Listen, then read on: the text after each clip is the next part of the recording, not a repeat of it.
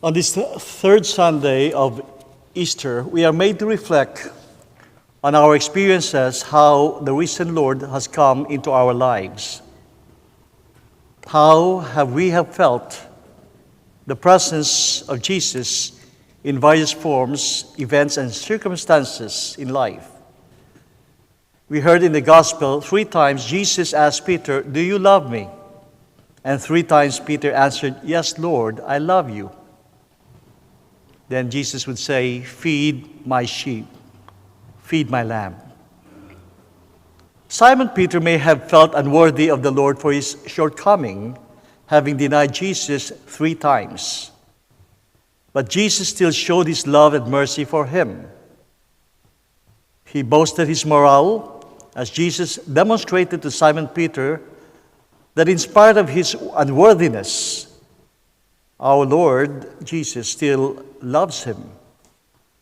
Still, Christ sends him for a mission to take care of the souls of his flock, of Jesus' flock. As Jesus would tell him, "Feed my sheep, feed my lamb." The grace of the risen Christ is bestowed on us, people and believers of the resurrection, as our Lord continues to appear to us in various forms and ways. First, Jesus is present in our successes and achievements in life. We do not attribute our success only because of our own efforts and hard works and capabilities. But we have to consider the work of God on us and in us. Remember the words of Jesus, "Without me, you can do nothing." Second, the risen Christ is with us in our pains and sufferings. Jesus is with us in our illnesses, in our sickness, in the sickness of our loved ones, or even in the loss of our dear ones. Third, the risen Christ is present through the people around us. He is present in our friends, in our loved ones, in those who visit us, and even in the unexpected moments from the least expected people in our needs.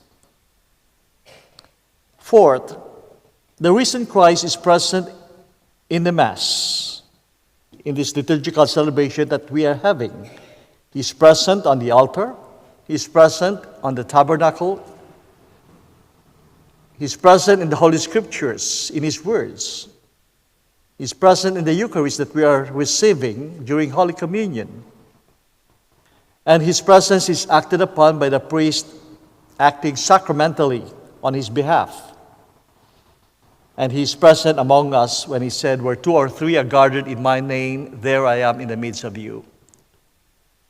Just like Simon Peter, we are asked by the Lord, "Do you love me?" If we respond in the affirmative, then how do we show our love for Him? There are times when we feel unworthy of the Lord, but we have to realize that Jesus' resurrection means that He rescued us from our fall, from our sin. That's why we are saved by the Lord, because of His resurrection. It means liberation from sin. And God's mercy and forgiveness is given to us, especially through the sacrament of reconciliation. That's why we go to confession. We receive the sacrament of penance. God's power is rendered to us by habitual and sanctifying grace that we receive, sometimes even unconsciously, daily in our lives. He loves us and entrusts us with a mission to take care of His flock by engaging in good works through spiritual and temporal works of mercy. Just like Simon Peter, we may be unworthy of the Lord. However, the gift of faith and our trust in the Lord will make us realize that despite our unworthiness, Jesus still loves us, and He sends us something. He sends us in order to do something for a godly mission. Feed my sheep. That is to help our Lord save souls and bring that love and peace to the world. Suppose I hold a $20 bill in my hands and ask any one of you, would you like to have this $20 bill? Of course, that is money. And most of you will say yes, of course.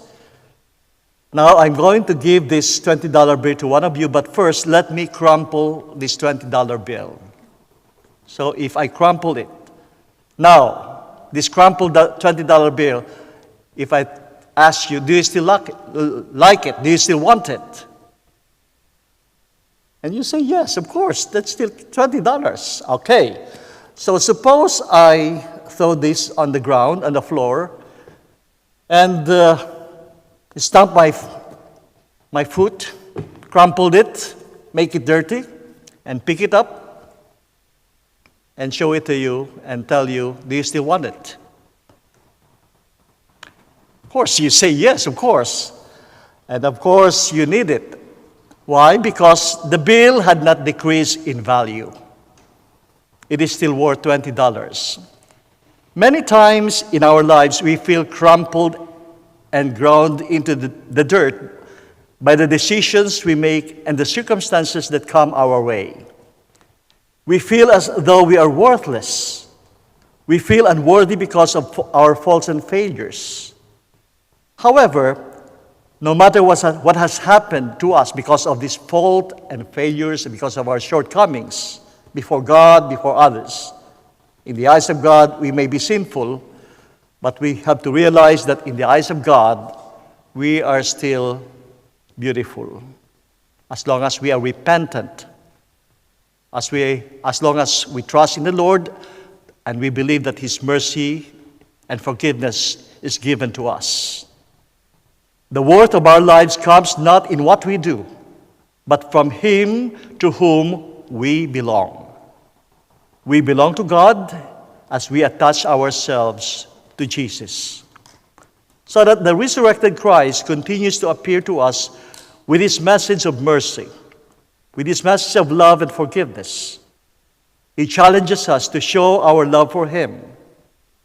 He commands us to feed the sheep entrusted to our care. So if that care is entrusted to St. Peter and to his successor, who is the Pope, we can be a kind of St. Peter in our own little way, in your families. The care that you give to your flock, your family and loved ones. He commands us to feed the sheep entrusted to you, your family, your loved ones, and those to whom we ought to perform our personal and social responsibilities. We may feel unworthy, but with our trust in the Lord and keeping ourselves with Jesus, we remain valuable and beautiful in the sight of God.